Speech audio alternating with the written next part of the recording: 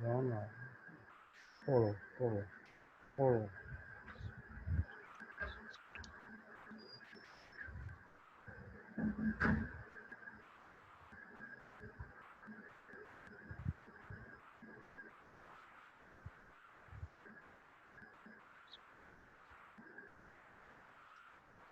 Good morning to everyone, and good evening to everyone as well.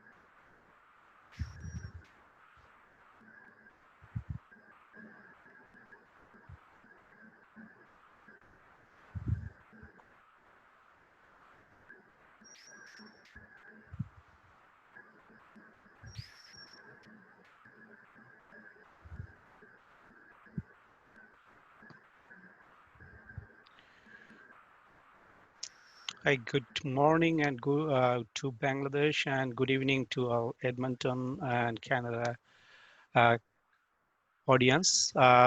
We are very happy from Prerona Television that we are having Advocate Ziaur Rahman. He's the CEO of IITM for a regular leadership speaker series. So today he will be discussing about leadership to the interpersonal communication. So I would like to invite Ziaur Rahman to continue his session. All right. Thank you very much, Edward. We had been doing this series for the last few weeks, same time in Bangladesh and same time in Canada. The idea of the series is to bring ideas on leadership to people who are interested to learn about leadership and how leadership model works and what we can learn from leadership issues and challenges. Leadership is a very important component in everybody's life, and we have to actually plan our future based on what type of skills we want to achieve as a human being in order to succeed in the society. So leadership in all respect is absolutely vital. Without leadership, we really can't move uh, towards a better professional structure. So in this series, we are going to be talking about leadership through interpersonal skills. So let me do the slide share on the presentation. Just hang in there. I'm bringing out the presentation. Please enable participation. Slide share. Yes.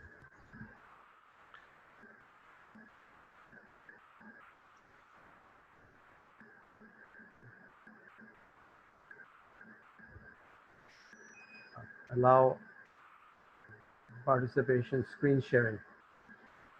You can continue. Right now, it's not giving me the opportunity.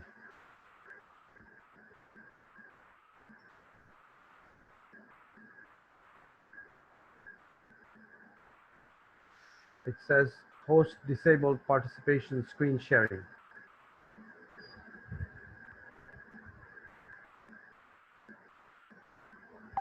You can continue. I guess it's already granted. host disable participation screen sharing. It's still telling me on the screen.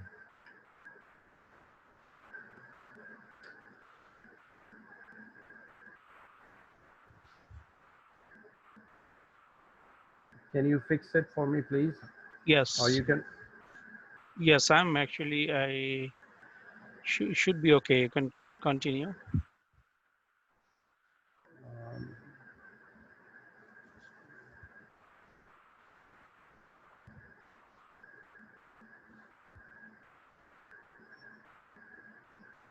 mm,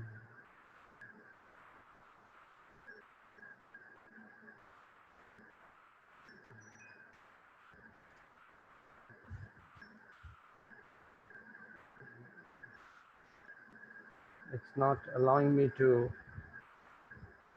It says host disable participation screen sharing on my computer.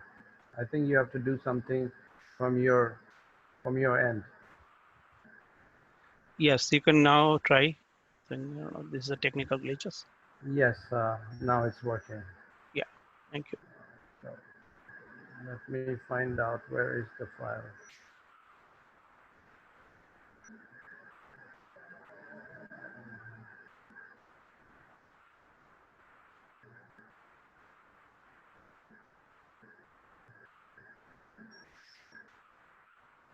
Can you see the PowerPoint opening? No, I can't see that.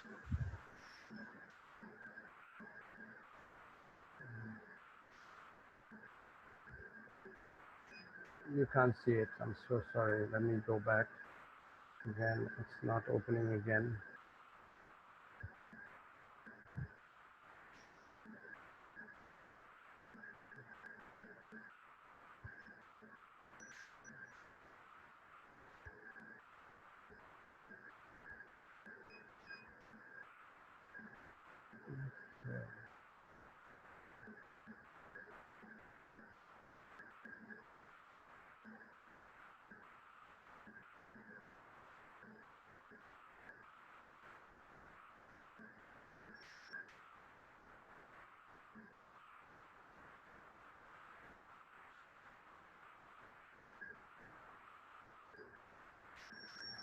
I think you can see it now.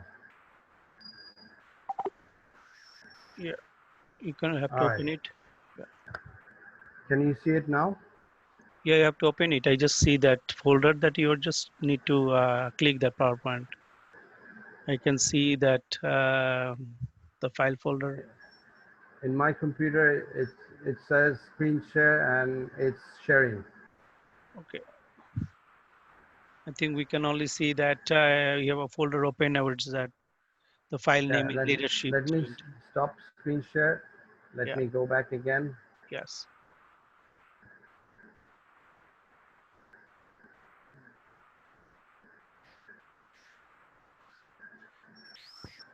perfect. All right, thank you very much. So sorry for the glitch one more time. We would like to apologize for starting up a little bit delayed.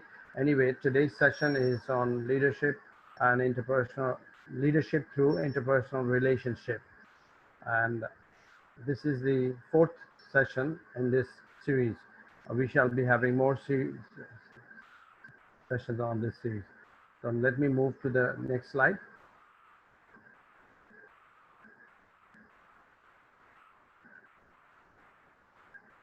Okay, we had discussed leadership in detail in our previous slides.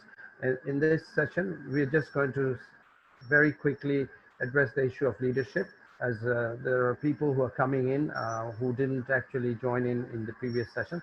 Leadership is actually a process that takes place through interpersonal relationship. The two words, leadership and interpersonal relationship, would be visited in detail in this session. So we want to emphasize the point that we cannot move to become a good leader unless we realize that it is a process and it needs daily nurturing, and you have to build your leadership skills on a regular basis. You can't think that I have become a leader and I don't need any further knowledge, training, skills communication skills, etc. From now on, because I've become a leader. It doesn't work that way. A leadership design is an ongoing process where you're dealing with people on a regular basis and working around different sets of people. Every environment is different. For example, if you were in an environment where you had to lead a certain group of people, let's say in the past week, and you are brought into a different set of environment with a new set of people, and you are to lead these people to the next level, you can't simply take the abstraction that you had used in the previous session and lock, stock, and barrel apply it in this session. It may not work. So you have to evolve your process. You have to evolve your thought process and your ways of communication and your interpersonal relationship. So we are going to revisit the ideas of leadership and interpersonal relationship together and how they actually work in unison. So moving forward, we have to take this notion that leadership is a process, not a one-time action. It is an ongoing transition that we have to be using it on our life on a regular basis. And this knowledge has to transfer to all the people that are working within your organization. So you build this culture that leadership is a process rather than a one-time event. Moving to the next slide. So what is interpersonal relationship? What is it? So this is a definition that I picked up from the internet. It kind of gives a broad definition. Let me read it. It is a strong, deep, or close association or acquaintance between two or more people that may range in duration from brief to enduring. So basically, it's a huge area of our communication that we carry on a regular basis. That is interpersonal relationship. It may cover between two people to many people, and it may have a duration of 1 week, 1 day, or a particular instant to a long enduring timeline.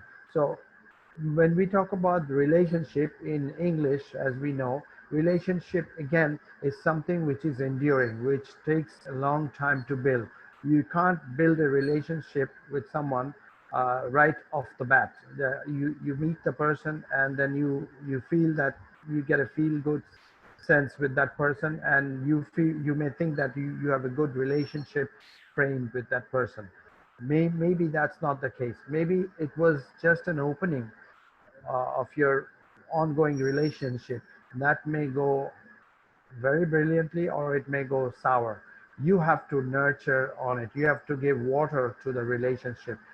Just like the relationship of a husband and wife, boyfriend, girlfriend, each each one has to nurture the relationship. Each one has to table certain uh, certain issues, certain values, certain notions, certain levels of communication and affection, so that the relationship grows and it's harnessed and it builds upon, and then ultimately it becomes a trusting relationship. Until we have the element of trust within the relationship, no relationship can be enduring. Once you believe that the person with whom you're connecting, the person with whom you are working on a particular topic, be it a family issue or be it a very technical business issue, this issue of transferring your trust issue with the other person is absolutely vital in the design of proper interrelationships.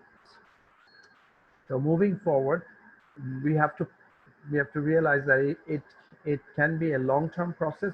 It can be a short-term relationship. When you open a, let's say, an agreement with a corporate that you are going to offer a certain service for a certain value proposition, it might be a 3-month relationship where you're doing some consulting work for a client, and you have to do certain terms, and you have to do certain work as per certain terms. So you build a short-term relationship. That does not mean that this short-term relationship cannot transfer into long-term relationship, but it is always the stepping stone of a short, crisp, effective relationship that builds this idea of a proper relationship. So interpersonal relationship is a very fluid area of communication.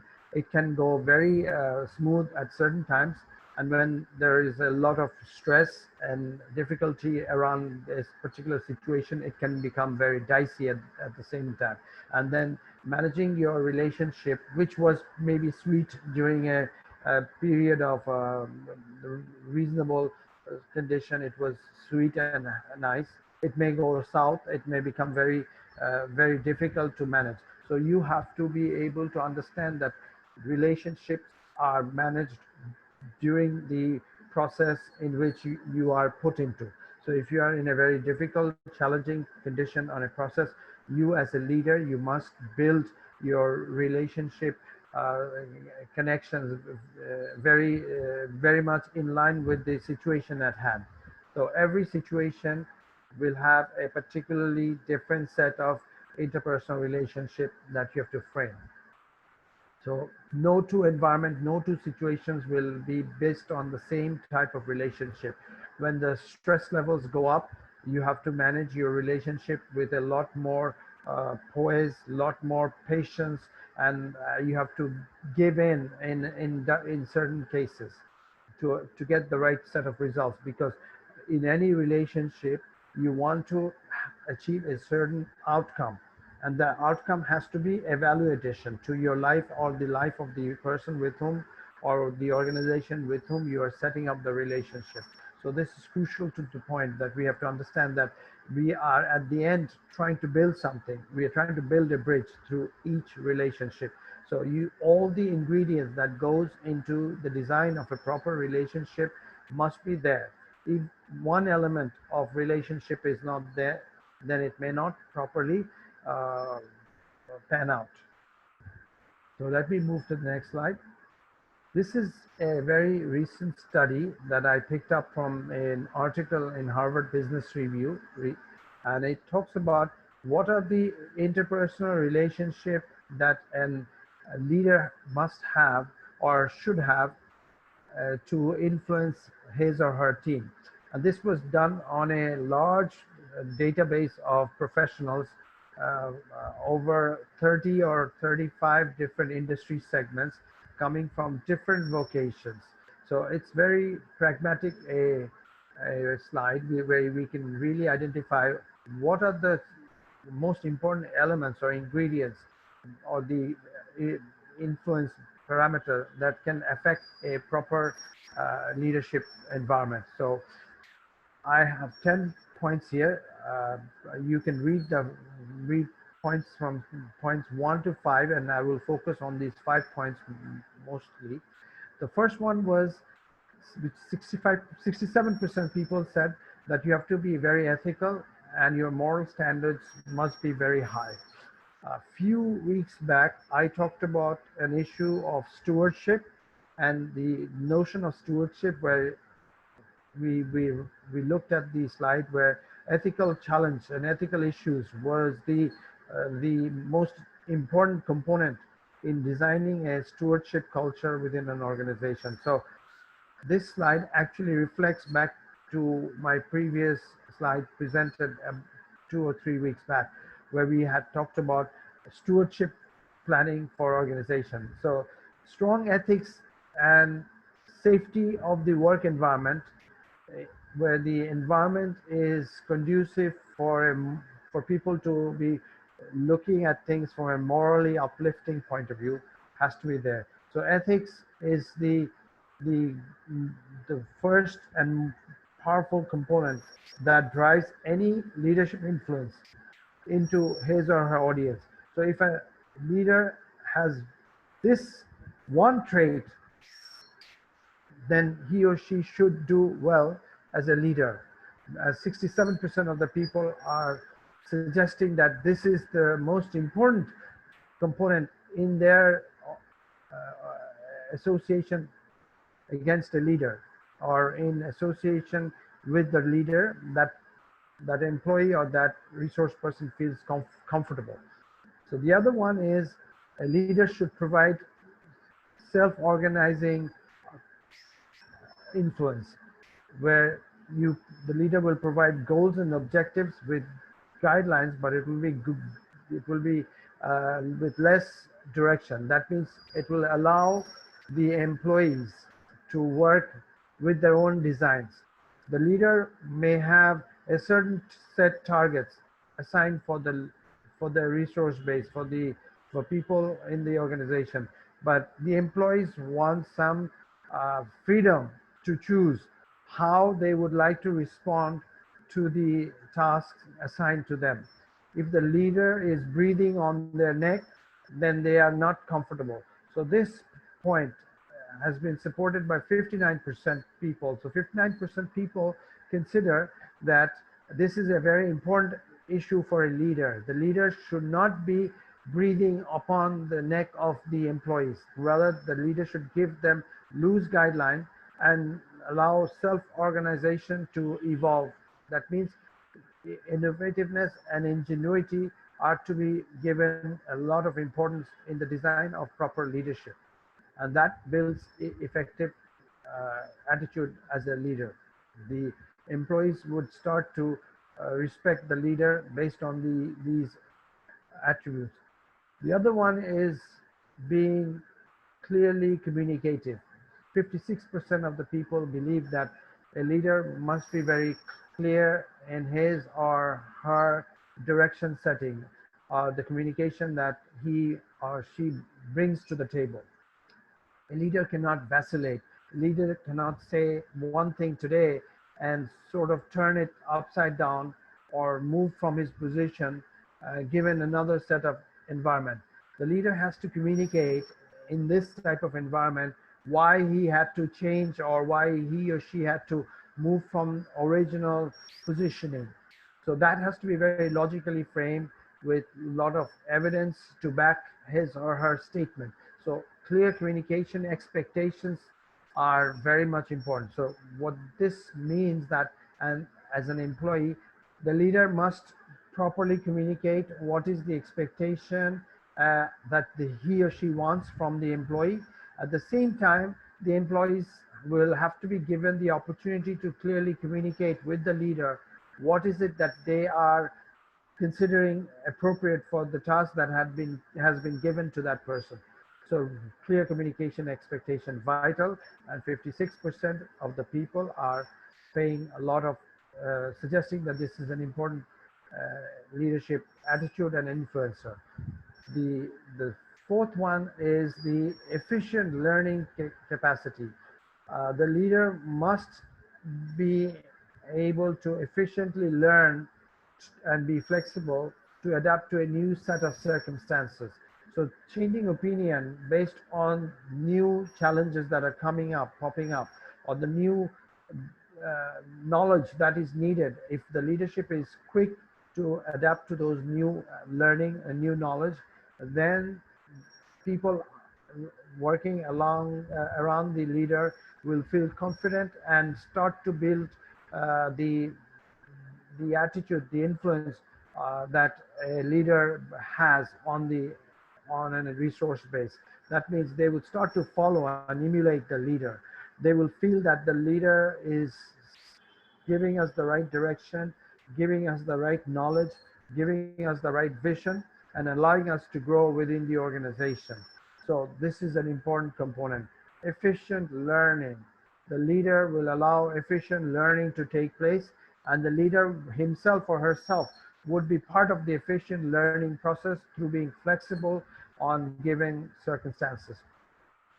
The fifth one is leader is committed to growth. Whose growth? The employee's growth.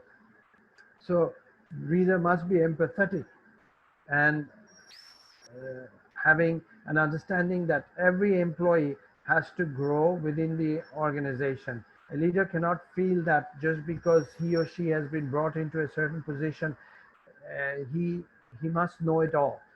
That type of philosophy will not be a proper influence as a leader, and that philosophy may actually backfire on the employee base. The employee base will become restless. They will feel that the leadership is not giving them the opportunity to grow. No one in a new environment can work exactly as he or she had worked in the previous environment. So the leader has to give this opportunity for an employee to have a nurturing growth. So this is important. So the other points are communication, communication which has to be often and open, which goes in line with the third one, which says clearly communicates expectation. Then number 7 is open to new ideas and approaches, which is connected to efficient learning.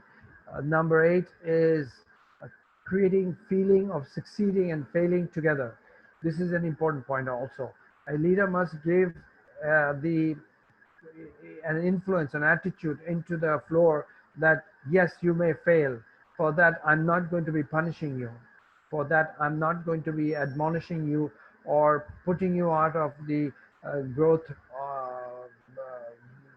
trajectory. That you will be moved from from that particular department to a lower order department. No, that type of feeling should not be there. So the leader must give a feeling of succeeding and talking about what success will bring, and also talk about the failing issues, but not in the sense that if you fail, you're going to be punished.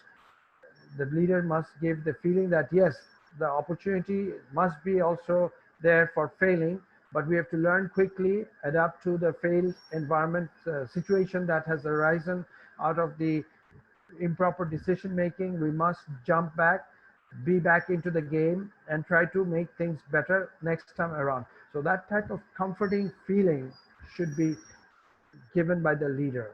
So that's important. Number 9, leadership help me grow into next generation leader, which goes into connecting with item number 2, which was self-organizing. So these are very connected issues. So a leader should definitely give the feeling to your resource base that, hey, I'm here to guide you. I am not going to be the person who's going to be always berating you, admonishing you, punishing you for things that you're not doing proper.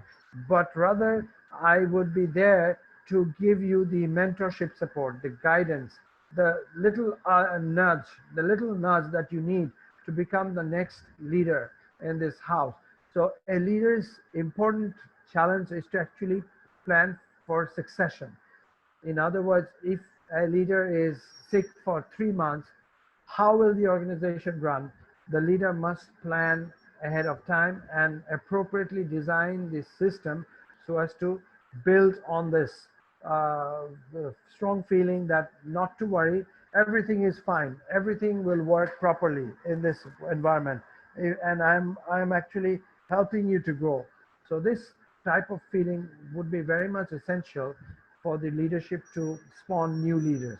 So it's all about spawning new leadership culture, building the culture, and having the framework set so that the people within this environment has this feel good factor. So it's all about feeling good in the environment in which you're operating. Number 10, it says providing safety for trial and error. This is connected back to number 9 as well, and also with the previous one of number 2, for example, self-organizing. So these are the 10 most vital leadership influence and attitudinal perspective that an employee base wants from a leader.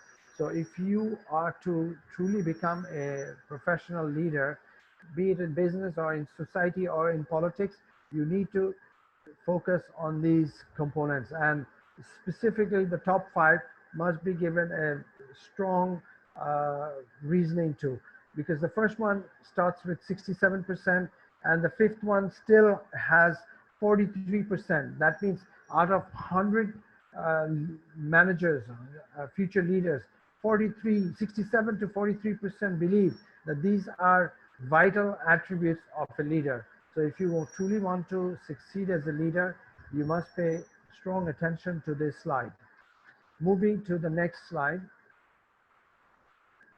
This is connected with interpersonal relationship because a leader is definitely challenged on a daily basis on the floor with the community, and unless that leader has that interpersonal strength, he or she cannot move the entire team with the vision of transferring the organization to the newer height.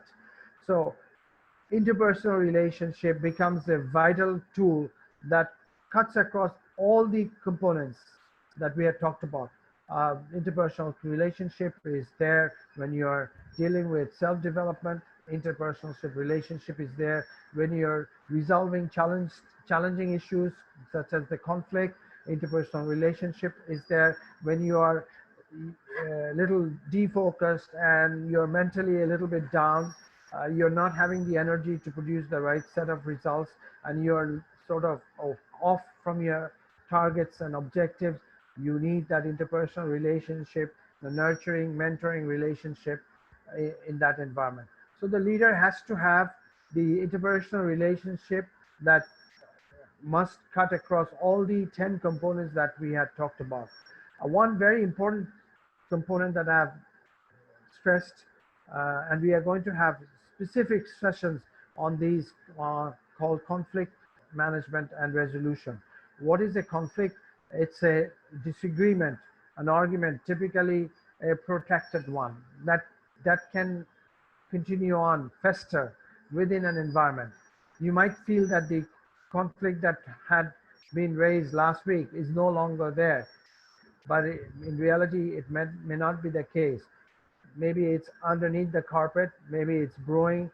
People are still simmering inwardly. They're not being voicing their frustration right now because maybe the outcome that you thought was the right outcome, but the people who were actually in that conflicting disagreement, which may be in connection to you as well, was not properly feeling that the right resolution means the appropriate set of understanding to solve the conflict has been arrived. If people feel that the resolution was not appropriate, then they might be feeling, they might think that let's not talk about the conflict right now. Let's internalize the conflict.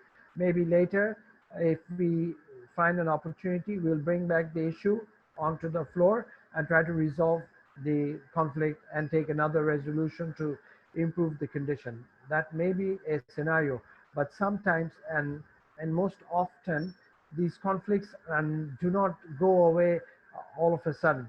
It needs nurturing support, mentoring support, some guidance, some even sometimes some external influence, thought process, maybe some wisdom from the outside or some additional information that actually can solve the conflicting situation. So a leader also must understand that in order to build a proper interpersonal relationship, one has to address the issue of conflict and arrive at a resolution on a regular basis. We don't expect conflict to brew on a regular basis, but if that is the case, then the leader has to go back to the drawing board in order to understand what are the challenges which are creating this conflict, which is making the conflict come back on a regular basis. What are the fundamental drawbacks in the design of your leadership? So you must address those issues. So the conflict resolution and conflict handling is integral to having a proper interpersonal relationship. And that is why I had just talked about it in a very short spell in this slide. We are going to deal on these matters in future slides in much deeper reference. Moving to the next slide. This is basically a graph which actually builds the idea of where we can be or what type of people as a leader or a person we can be in a challenged environment where leadership is constantly being tested. So where conflict and interpersonal relationship have to be properly structured so that people can come out of any difficult challenge. For example, on the left hand side, we have assertiveness on the y-axis, and on the x-axis we have cooperativeness. Just to give you an idea, what is the difference between assertive? Assertive is someone who actually comes in and tries to push his or her point, mostly logically, but sometimes it can be illogically. But an assertive person must have leadership traits and must have proper communication. So through a proper communication, an assertive person tables a certain point and tries to stick behind this point so that others see to the reason and agree to that person and work together on a particular way. That means let us listen to my view, as my view has more logical basis and it will give the right set of results at the end of the process. So let's follow my perspective. So that's assertiveness. And what is cooperativeness?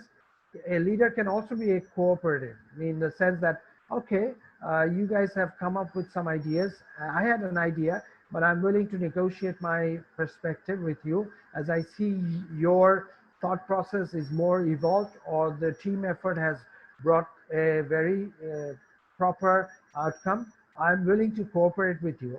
I will go with you. I'll learn with you.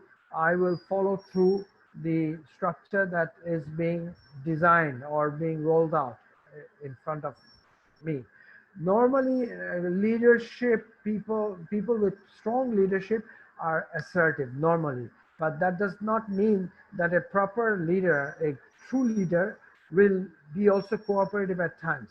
When there is a very grave situation and a leader feels extremely strong about the issue, and the leader has this intuitive feeling that my way is the right way, everyone, whatever you're saying at this point, cease and desist. Let's follow my way, follow my guideline, and I think we can bring you out of this difficult situation.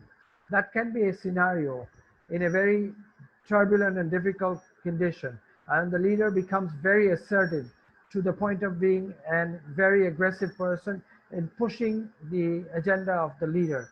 Sometimes the leader is successful.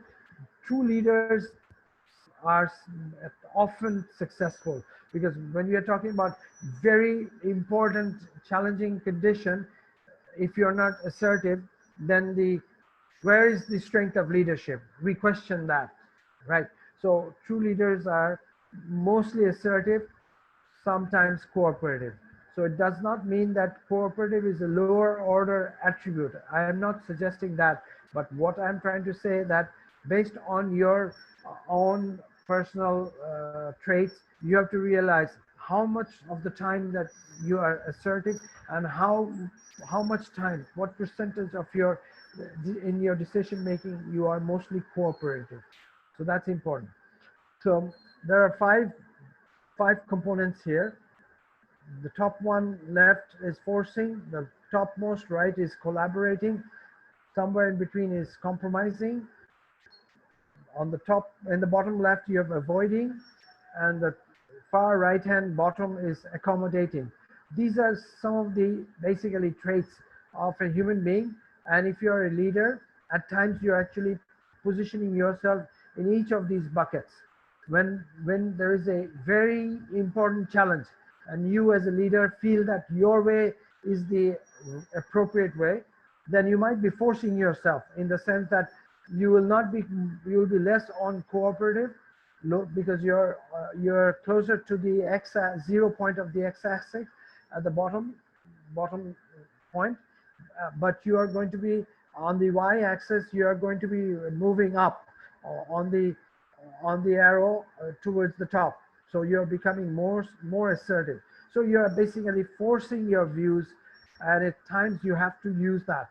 A military general has to be forcing certain decision, and stick on to certain decision, no matter how many people, how many forces are dying in the field of battlefield. So that is forcing, right? On the opposite spectrum of forcing is avoiding. where you are less assertive. You don't want to stick your neck out. You don't want to say that, listen to me, this is how I feel, and this is how we are going to move forward. You're not saying anything, or your leadership, uh, your body language is not saying anything in that particular uh, uh, it's not suggesting any type of leadership angle in that area.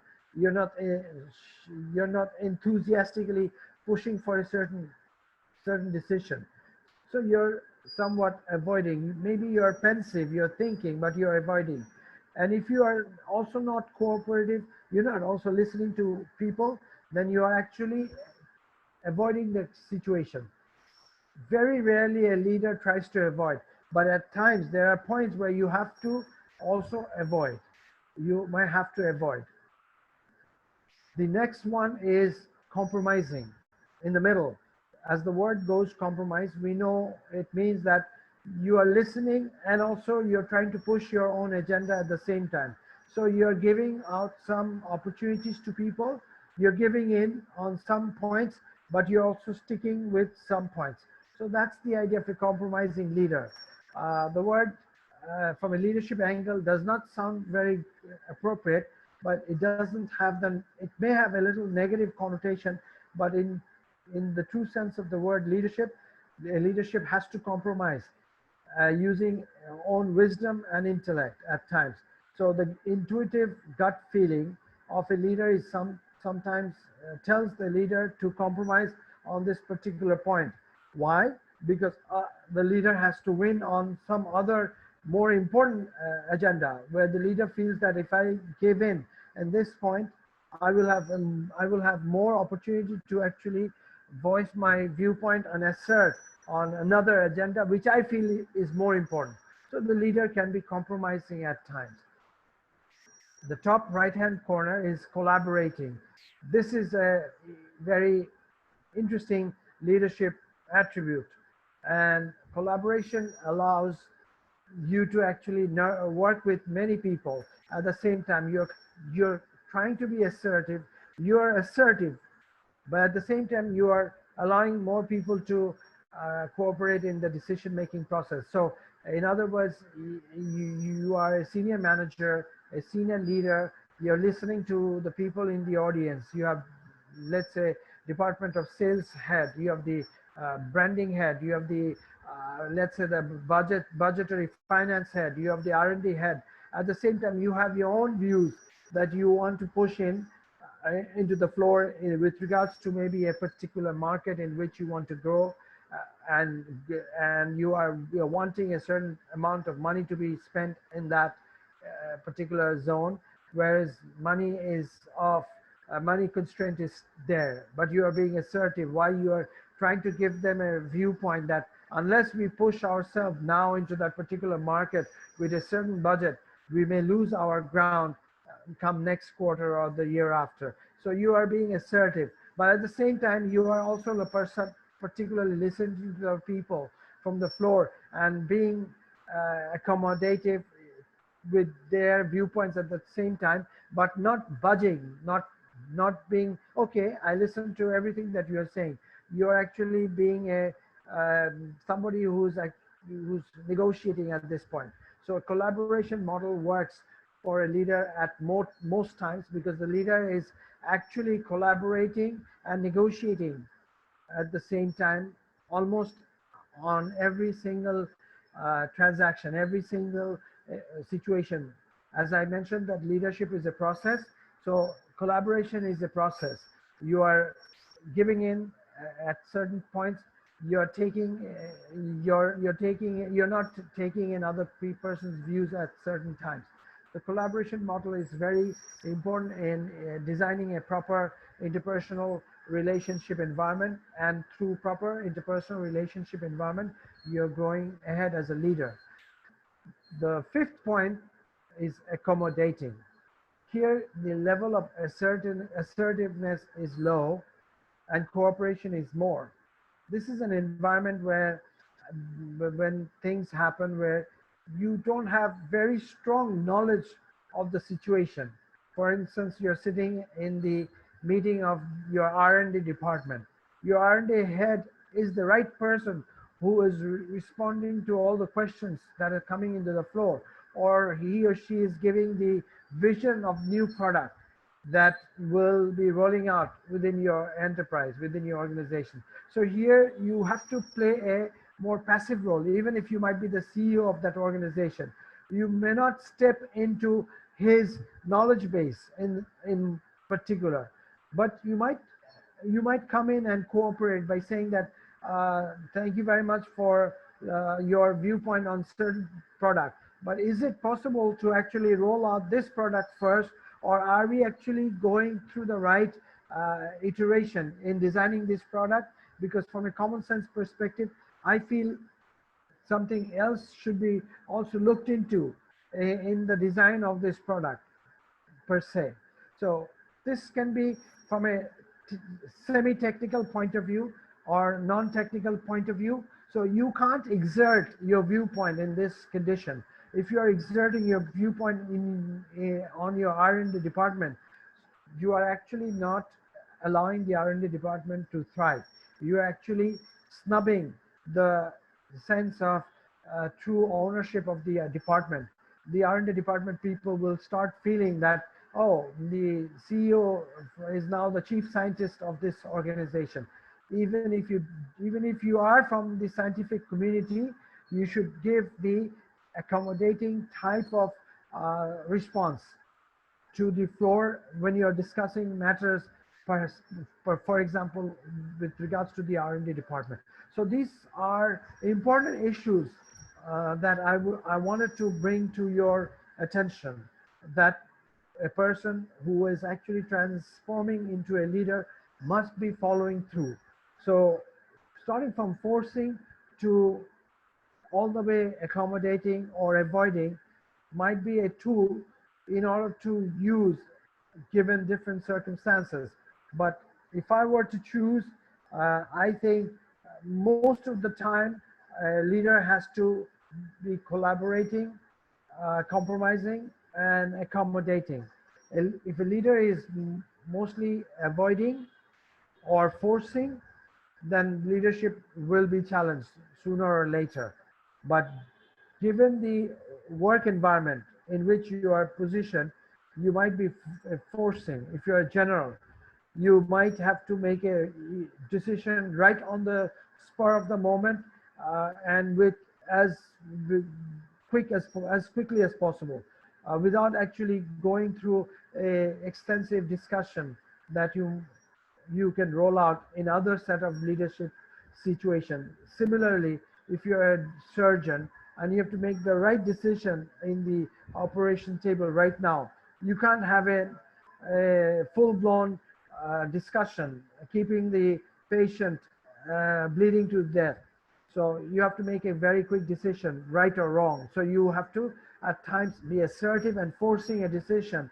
And that's how you either become a very famous surgeon, or you trickle out and go into history as somebody who failed as a miserable surgeon. So you have to make a proper decision at the proper time. Obviously having the right set of knowledge and intuition also.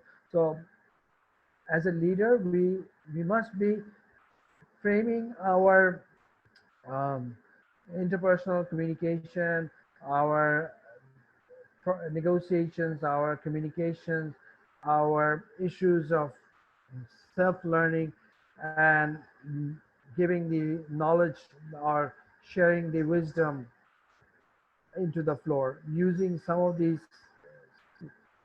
5 components or attributes that we just discussed. So moving to the next slide, we have, let me see, sorry. What could be some of the influencers? What could be some of the influencers that actually builds a wonderful leadership or thwart someone to becoming a great leader? The list of interpersonal skills include proper verbal communication. We cannot overemphasize the word proper communication. Your verbal communication has to be appropriate. You can't be mumbling, certain decision on the floor, when decisions are most needed. You have to be articulating what is it that you want as a leader, or what is expected of the team, and what outcome that you want to see at the end of a certain timeline. So you have to be very good in terms of what communication you're sharing, who's going to do what expectations that you must have from the floor, what is the timeline, what type of resource commitment you are allowing for the decisions to come out as you plan, what are the points of failure that can take place that you are aware of, and what can you do in order to address the issues of failure. And at the same time, you have to communicate the issue of the feeling of failing without being punished. So the proper environment of experimentation should be also there, and that should be verbally communicated. There has to be non-verbal communication. What could be some of the non-verbal communication? A gaze, a stare, a body language, the tone, and the way you are speaking. If there is lack of confidence, if you are not properly communicating with the right tone, you're talking about something very important, but there is no sense of emphatic force in your statement, then obviously people are not going to be taking your cue properly. They might think that this is an average issue, a run-of-the-mill thought that the leader is sharing, whereas you were actually thinking that this is the most important information that you wanted to share in today's meeting, but you did not put the right emphasis that was needed. So non-verbal communication, body language, your stare, the way you're coming in front of your audience, maybe also your dress code, everything is part of the non-verbal communication, and a leadership has to be challenged daily with the verbal and non-verbal communication. Listening skills. A leader must have special, a special ability to listen. And we are going to have special sessions on each of these under leadership in future. So listening skill, meaning listening to people, absorbing the knowledge, and then taking cue, taking ideas from the points that had been raised by the people, and appropriately altering your decision making if need be. That is your leadership skills. That way you're allowing participation from the floor. If you don't listen to your audience and never apply any of the viewpoints that are coming from the audience, then after time, maybe 2 or 3 or 4 meetings, your audience will not be challenged to share any new ideas, because the audience will feel that what happened to all the ideas that we had shared in the past meetings? Did we see any of the changes that we had talked about? No, nothing came about. So what's the use of sharing new ideas or new thoughts? So the the team will lose its strength of communicating innovative, creative ideas, and that is a bummer. That will actually take the organization into a negative trajectory. So listening skills and applying the learning from listening skills is important. Then comes negotiation.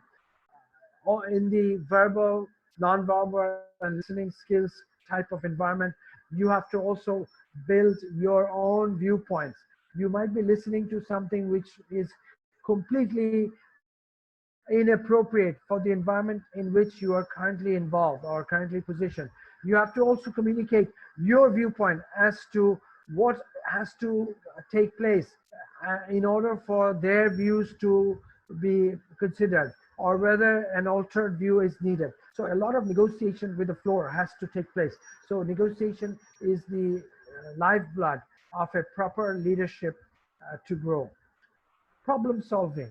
This is also important. A leader has to be seen as a problem solver. If a leader feels he's a good communicator, but if there is a definite challenge, the leader throws the dice back at you, say that, hey, I didn't put ourselves into this situation. It was your baby. It was you who decided to go in this route. I don't want to take on any responsibility. You fix it. Then you are not a problem solver as a leader. So you must be seen or perceived to be seen as a proper problem solver. Of course, if the problem was not created by you, you should not take complete ownership of the problem. But if need be, as a great leader, sometimes you have to take complete ownership and save your team. Otherwise, maybe team members will be fired because there is perhaps a board of directors who are making policies.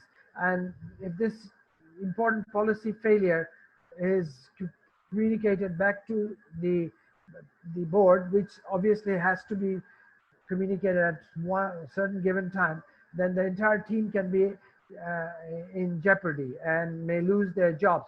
So you as a leader may have to take on the responsibility of absorbing the risk of their failure and guiding them to a proper navigational path. That could be a very important challenge. So you have to make quick decision in problem solving situation, and that connects us to the next point, which is decision making.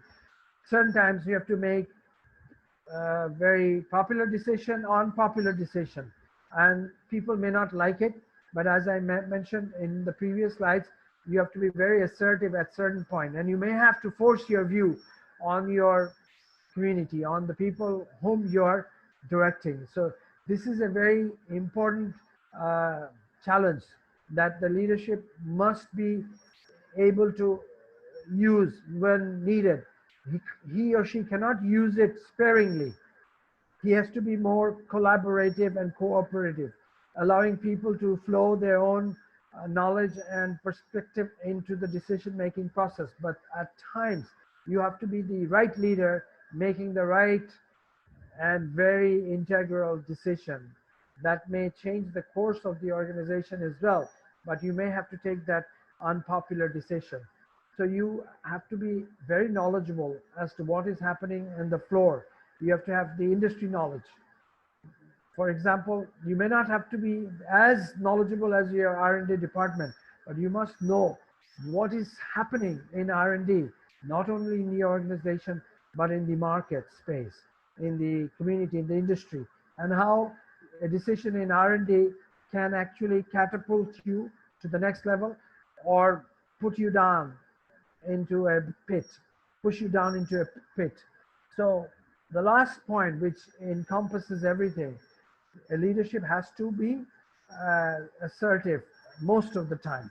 So proper communication, proper non-verbal communication, effective skills of listening, being there as a proper negotiator, building the organization based on problem-solving mindset, and making appropriate decision when it's needed is all part of being assertive. And as a leader, you have to be assertive on the culture of the organization, the value proposition, the ideas, the beliefs, the opinions of the senior leaders of the organization who had actually shaped the organization to this level. Everything has to be built in to your assertiveness. So if you as a leader is assertive, if you are assertive, then the perspective, the philosophy of assertiveness is trickled down into your organization. Other people who are actually they're growing their own leadership traits within your organization will also try to be assertive, taking cue from you, taking the learning from you as the leader. So these interpersonal skills are vital in building the leadership culture that is needed to grow the organization. Again, in any leadership environment, these are important. So you have to blend all of these traits to become a true leader. Now moving to the next slide. Positivism and openness. A true leader has to be positive. There is no option but to be a positive. If you're a leader and if you're peddling frustration and disunity or what's the opposite of hope? You're selling dark moments to people in your organization, that nothing is going to happen. You're selling despair. You're selling that, oh, maybe next quarter we are going to lose tremendously because of the market condition. Yes, rationally, sometimes you have to share very negative consequences with the team member, but you have to also share a ray of hope that never mind, we have a very difficult challenge in the next quarter or this month due to certain challenges or obstacles or global challenges. For example, the pandemic condition right now, you can't promote hope to that extent that you had promoted hope in your, let's say, annual retreat to your audience. Your annual retreat in 2020 might be very much different from what you had communicated in 2019, because 2019 did not have pandemic, but 2020 has a series of negative issues that are challenging the world. So you must have to build those factors into your attitude and your openness in communication. So while you have to be positive, you have to also understand that negative issues have to be also tabled as a leader. You can't be seen as a happy-go leader all the time, because that's never the case in this world. A leader is challenged on a regular basis. So you must also convey and communicate negative thoughts, negative issues, but you must package it with the feeling of positiveness that yes, we will step out of this misery. Yes, we will step out of this grief. Yes, the future will hold green and bright for us, no matter how difficult the situation is right now. All right. So this is very important. So this yes can do attitude has to be there, embedded in your alma mater, in your soul, in every bone of your character. So a true leader has to be asserting these positive vibes on a regular basis into the floor. Then you have to be able to transform and transition towards this change, because change is inevitable. Right now we are going through a very serious change in everyday daily life, and we are adopting to that culture. So taking stock of the positives in the changed environment, we must weave a new fabric of imagination for the organization. So this culture of transitioning from a negative perspective has to be daily thought about, daily conveyed, and daily communicated. As a leader, you can't be dabbling in despair all the time. We are human beings. Of course, we'll be challenged. Of course, you will feel down. There will be days where you will feel like like you really didn't want to exist anymore, but you have to be able to bounce back. You have to be able to bounce back in terms of your proper communication and your body language, so in order to register the proper change that you want to see in the world. And as the leader, through interpersonal skills and openness and positive attitude, you have to be able to see the big picture, the holistic picture. For example, you will be like the foreteller. You can see what is happening 2 years, 5 years from now. It's very difficult in a very transitional economy, or right now in a global context, extremely difficult to foresee what may happen 2 years down the road. But as a leader, you must have this intuitive strength. You have to start building it. You might say that intuitive skills are inborn. I may agree to you at a certain point, but through knowledge, through wisdom, to understanding the industry better, you can develop certain senses which will allow you to see the future in a slightly clearer way than somebody else who might be seeing it from a murky point of view. You will have a clear viewpoint, but that person might be confused, may not see the light or the ray of hope that is out there. So being clear, having the clarity of the big picture is truly the most important component as a leader that you must be thinking about, must be building into your own self as an inherent characteristic, as an inherent trait. So that's very important. So positivism and openness are integral and very much the, what should I say, the part and parcel of a true leader. A true leader is positive. A true leader remains open to the world and remains open to suggestions, changes, and very much adapted. So the collaborative mindset and sometimes the very positive, very assertive mindset has to be there and properly communicated through proper body language, verbal and non-verbal body language. Now, let me move to the next one. I think we are coming to the end. So yes, we would like to basically bring this question, this question, the $1,000,000 question to you. As always, in the last 4 sessions, in the last 3 sessions, I popped this $1,000,000 question, and I also have my views, my answer to this question. So what is this question we have? When does a leader know that he or she has developed adequate interpersonal skills to lead? So when is the question that a leader knows that he is right now ready to lead?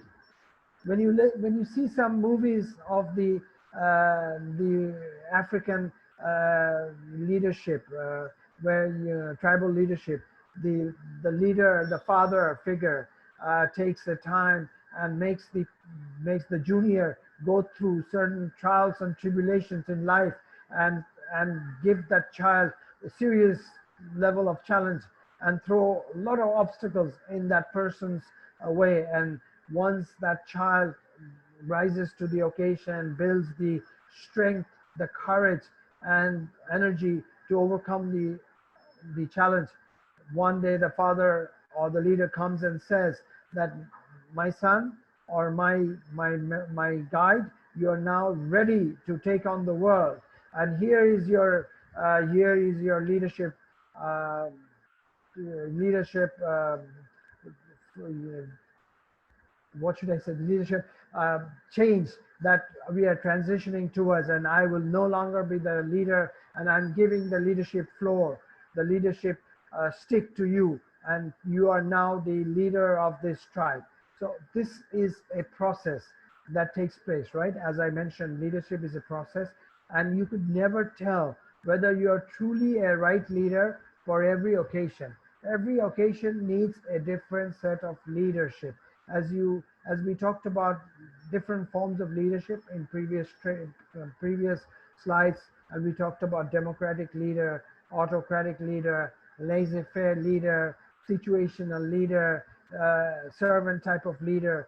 We have to understand that each frame of leadership will have a different set of traits through which the leader will know that he or she is now ready.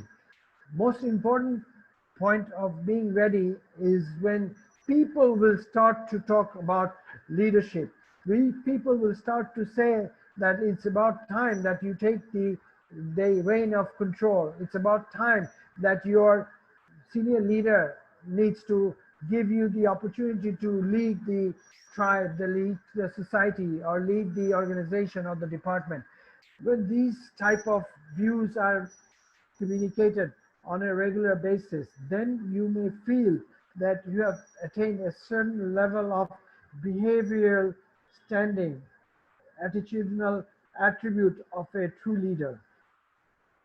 This should be your cue, and based on that, the transition may take place, or if luck doesn't favor in your way, you may not become the true leader that you had anticipated, even though you had leadership qualities, because you had miscued, you failed somewhere, or you didn't rise to the occasion at certain points, and therefore you slipped from leadership, and somebody else who was breathing on your neck may take on the mantle of leadership and move forward to become the leader that the world was searching for all this time. So it's very difficult. It's a challenge. It's a process. it is it is nurtured through a lot of effort, a lot of understanding of the worldview and the knowledge of your team. When you are completely assured and comfortable and you are completely feeling at ease with the environment in which you are working, that's the time when you people think that you are ready to lead, and that's when you should assert your leadership. So with that session, this slide, I would like to close my session, and I want you guys to share your thoughts with questions, comments, or I want to give it back to Edward to share his viewpoints. So thank you very much, Edward. Thank you very much. Back to you, Edward.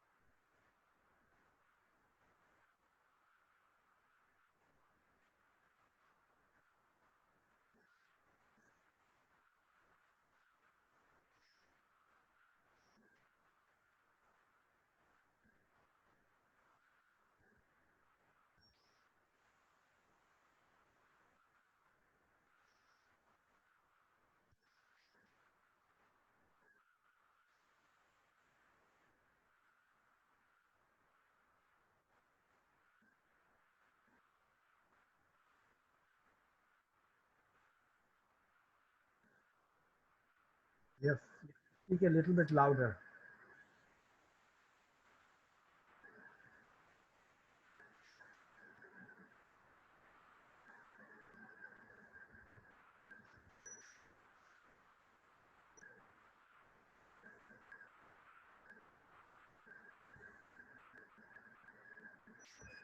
Um, I may not have heard you properly, but I think your question was with regards to the $1 million question, where you wanted to know when does a person actually know when to lead.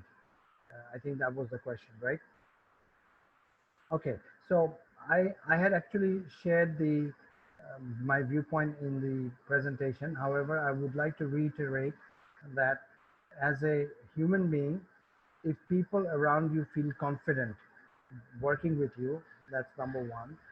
If people feel that you have the right type of temperament and the right knowledge base and the right understanding of the future that is taking place ahead of you in the industry segment in which you're working, be it in the in business, be it in the societal area, or be it in the political arena. If you have that understanding of how things are meandering, how things are moving, then you are pretty much ready to lead, and you have the right set of set of positive mindset. You are confident. You feel that you have the right temperament. You feel that you are truly in a position to champion the organization to the next level. When these feelings are embedded in your mindset and you are feeling it as a gut feeling within your own self, then I think you are ready to take on leadership role. I think that should answer my last $1 million question. And I would also like to add that, Edward, I think you wanted to speak in Bengali in this part of the session. So I just wanted to remind you of that. Thank you very much.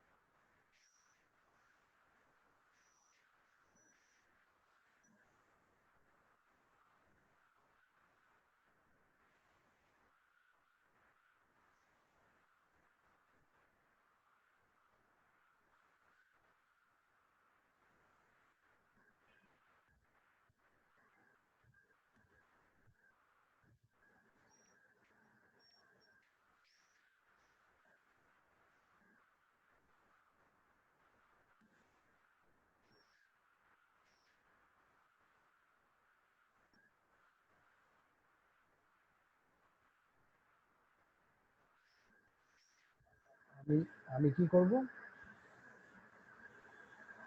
Presentation is like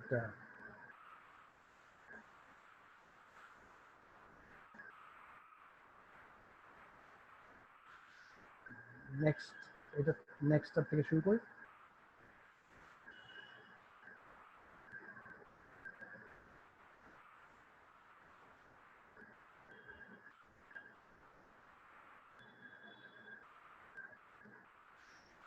leadership থেকে একটু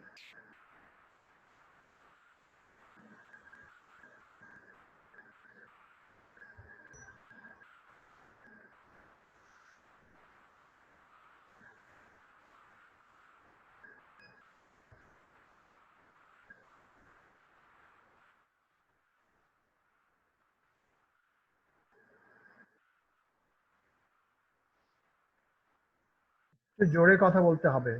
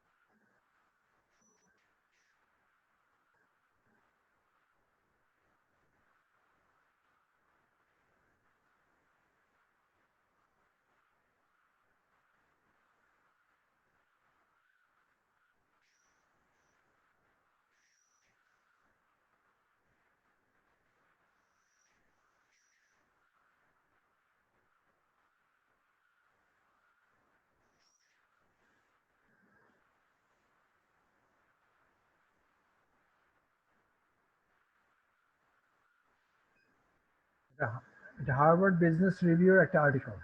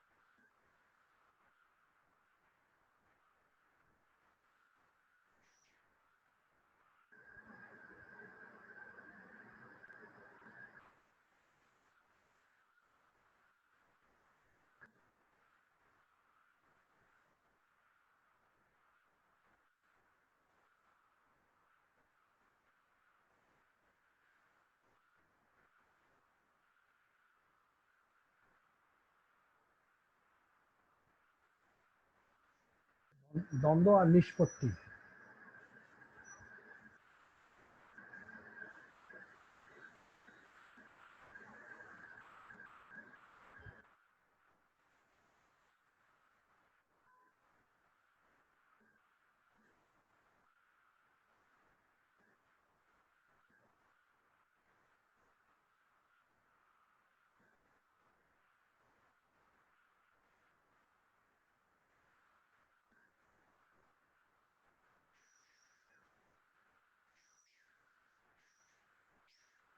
সমন্বয়হীনতা আসতে পারে, সমন্বয়হীনতা।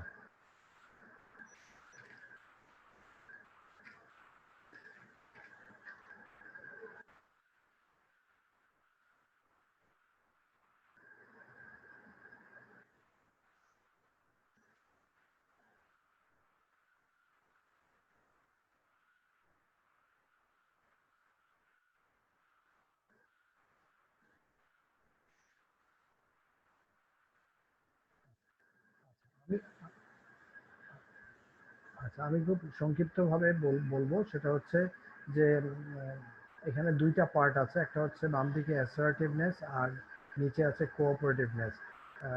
অ্যাসার্টিভনেস বলতে বাংলায় যদি বলি যে আমি একটা কিছু করতে চাই, আমি এই ব্যাপারটা আমি নিশ্চয়তার সাথে করতে চাই, সেটাকে আমি অ্যাসার্টিভনেস যদি বলি। তো একজন লিডারের এই ধরনের কিছু কোয়ালিটি থাকতে হবে। তার নিজের মধ্যে একটা শক্ত অবস্থান এবং শক্তভাবে সে কোনো সিদ্ধান্ত নিতে পারার যে সক্ষমতা, সেটাকে আমি অ্যাসার্টিভনেস বলতে পারি।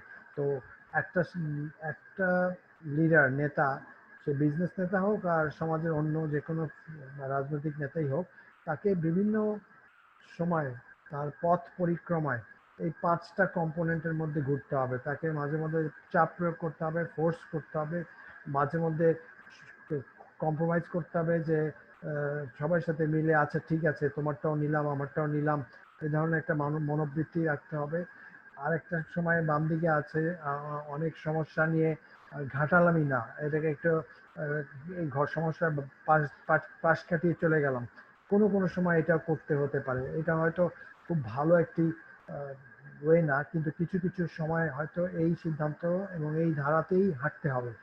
আর সবচেয়ে উপরে হচ্ছে কোলাবোরেটিভ, সবাইকে নিয়ে কাজ করা, সবাইয়ের কথা শুনে কাজ করা, এই ধরনের কিছু চিন্তা তাকে সার্বিকভাবে তার কাজের মধ্যে রাখতে হবে। আর ৫ নম্বর যেটা অ্যাকোমোডেটিং, সেখানে হচ্ছে আমি খুব চাপ প্রয়োগ করে আমার আমার সিদ্ধান্তটাই মানুষের উপর চাপিয়ে দিব না, আমি বরং অন্যদের অন্যদের মতবাদ গ্রহণ করে আমি আমি কাজে আগাবো। তো এই 5টি কম্পোনেন্টের মাধ্যমে একজন নেতা আন্তঃসম্পর্ক উন্নয়ন করতে পারে, এবং তার যদি কোনো সেক্ষেত্রে দ্বন্দ্ব তৈরি হয়, সেখান থেকে সেই দ্বন্দ্ব থেকে কোনো ভালো কিছুতে যেতে চায়, তাহলে এই ধরনের চিন্তাগুলোকে নিয়ে সামনে নিয়ে কাজ করতে হবে। এডওয়ার্ড, হ্যাঁ, অ্যাড তো যে করতে কোনো পারেন। অর্গানাইজেশনে আমরা লক্ষ্য করি, আমরা কোনো না কোনো একটা, বা আমাদের ব্যক্তিগতভাবে যদি আমাদেরকে অ্যানালাইসিস করি, তাহলে আমরা দেখবো আমরা কোনো না কোনো মানে মধ্যে আছি, অথবা আমরা বিভিন্ন সময়ে আমরা বিভিন্ন এই যে এখানে যে বিষয় আলোচনা করেছে সেভাবে আমরা আছি। তো আমাদের কাছে অনেক সময় চ্যালেঞ্জিং হতে পারে যে আমরা যদি কোলাবোরেটিং করতে চাই, বাট সব ক্ষেত্রে এটা সম্ভব নাও হতে পারে। তো সেক্ষেত্রে কম্প্রোমাইজিং আমাদের অনেক সময় অনেকে করি বা আমরা করি, অ্যাকোমোডেটিং করতে হয়। বাট অনেক ক্ষেত্রে যেটা নেগেটিভলি যেটা করি, যেটা ফোর্সিং বা অ্যাভয়েডিং, সেটা আমাদের জন্য খুবই কি মানে আমাদের নিজেদের জন্য যেভাবে খারাপ, আমাদের অন্য যারা আমাদের সাথে কাজ করছে তাদের জন্য একটা বিরূপ প্রতিক্রিয়া সৃষ্টি হতে পারে।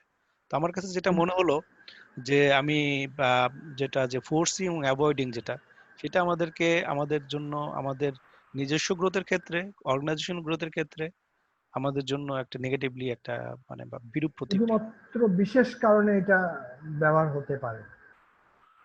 রাইট। তো আমাদের যদি কোনো ট্রান্সফরমেশনাল কোনো কিছু হয়, বা যে ক্ষেত্রে দেখা যাচ্ছে যে আমাদের কোনো এমার্জেন্সি একটা সিচুয়েশন, সেক্ষেত্রে যদি আমাদের কোনো কারণ হয়, তো সেক্ষেত্রে হয়তো বিশেষ কোনো পরিস্থিতি আমরা সেটাই করতে পারি। তো এরপরে আমাদের নেক্সট স্লাইডে আপনি যান কাইন্ডলি। এইখানে আমাদের যে বিষয়গুলো আলোচনা করা হয়েছে, যে ইন্টারপার্সোনাল যে রিলেশনশিপের যে ইনফ্লুয়েন্সার গুলো আছে, যেটা যে লিস্টটা দেওয়া আছে, ভেরি ইন্টারেস্টিং। আমরা আসলে এই স্কিল গুলো আমরা ডেভেলপ করতে পারি। ভার্বাল কমিউনিকেশন আমরা জানি যে আমরা কোন অর্গানাইজেশন থাকলে ভার্বাল কমিউনিকেশন আহ, আমাদের করি, এবং আমরা কি বলি, আমরা বলি এবং কিভাবে আমরা বলি। তো সেক্ষেত্রে অনেক কিছু ডিপেন্ড করে। তো এই স্কিলটা ডেভেলপমেন্টের একটা বড় সুযোগ আছে। এছাড়াও আমাদের নন ভার্বাল যে কমিউনিকেশন আছে, নন ভার্বাল কমিউনিকেশন আমরা সময় বডি ল্যাঙ্গুয়েজের মাধ্যমে বা আমাদের যে সেইভাবে আমরা করতে পারি। তো সেই ক্ষেত্রেও আমাদের কিন্তু এখানে একটা স্কিল ডেভেলপমেন্ট করার একটা সুযোগ আছে, যে সবসময় আমাদের কি বডি ল্যাঙ্গুয়েজের ফলে কি অন্যরা কি এটা অন্য মেসেজ পাচ্ছে। তো সেক্ষেত্রে আমি যেটা আমার এক্সপিরিয়েন্সে বলতে চাই, সাধারণত আমাদের যারা মাল্টিকালচারাল সোসাইটিতে বাস করে, আমি কানাডাতে বাস করি, এখানে মাল্টিকালচারাল সোসাইটিতে অনেক সময় বিভিন্ন কালচারের মানুষ বিভিন্ন ভাবে তাদের বডি ল্যাঙ্গুয়েজ ইউজ করে। তো এক্ষেত্রে আমাদের আলাদা করে এডুকেশন নিতে হয়, বা আমাদের শিক্ষা নিতে হয় যে আমরা যদি আমাদের অন্য মাল্টিকালচারাল সোসাইটির সাথে কাজ করি, বা আমাদের অন্য কমিউনিটির সাথে কাজ করি, সেক্ষেত্রে আমাদের কোনো বডি ল্যাঙ্গুয়েজ বা আমাদের কোনো কথা বা আমাদের কোনো মানে আচরণ কি অন্যদেরকে কোনো বিঘ্ন ঘটাচ্ছে কিনা, সেটা ইম্পর্টেন্ট। লিসেনিং স্কিলটাও আমাদের দরকার, যে কিভাবে আমরা শুনতে পারি। এছাড়া নেগোসিয়েশন যে স্কিলটা রয়েছে, যে আমরা একজন অন্যজনের সাথে কিভাবে আমরা বাংলায় যেটা বলে কি, যে আমরা মিউচুয়ালি যদি আমরা কাজ করতে পারি, নেগোশিয়েট করতে পারি। প্রবলেম সলভের একটা বিষয় রয়েছে, যেটা হচ্ছে প্রবলেম আমরা কিভাবে সলভ করতে পারি। তো প্রবলেম সলভের বিষয়টা হচ্ছে যে আমাদের প্রথমে আইডেন্টিফাই করতে হবে যে আসলে আমাদের সমস্যাটা কি, সমস্যার সমাধান। সমাধান, এবং এরপরে আমাদের সমাধানটা করতে হবে।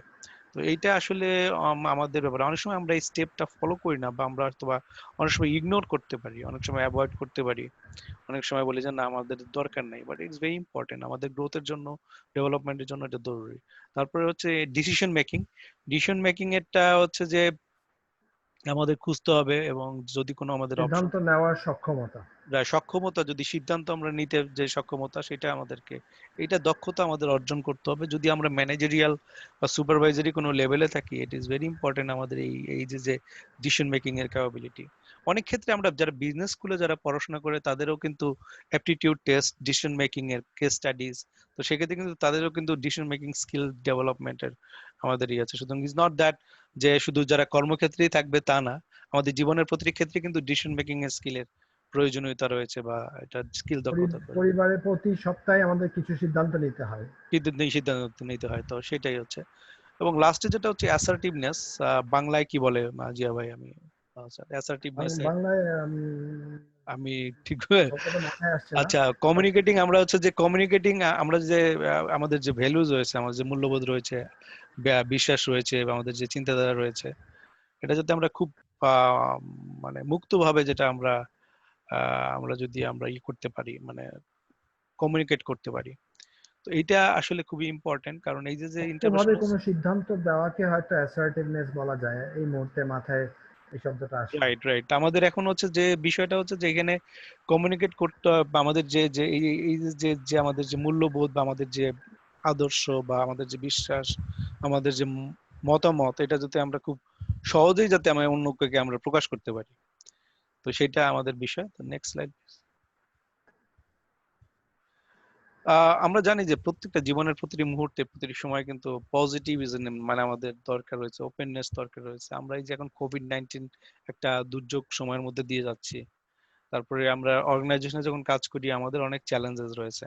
তো সেক্ষেত্রে আমাদের পজিটিভিজম, রাইট, যে ভালো বা যেটা হচ্ছে যে চিন্তাধারা, যে আমরা আমাদের কোনো নেগেটিভ কোনো চিন্তাধারা নাই। এবং আমাদের একটা বিষয় যে যে আমাদের যদি বলা হয় যে তুমি হ্যাঁ এটা তুমি করতে পারো কিনা, না আমরা এটা করতে পারি, আমাদের সেই ধরনের আচরণ বা সেই ধরনের ব্যবহার আমাদের থাকতে হবে।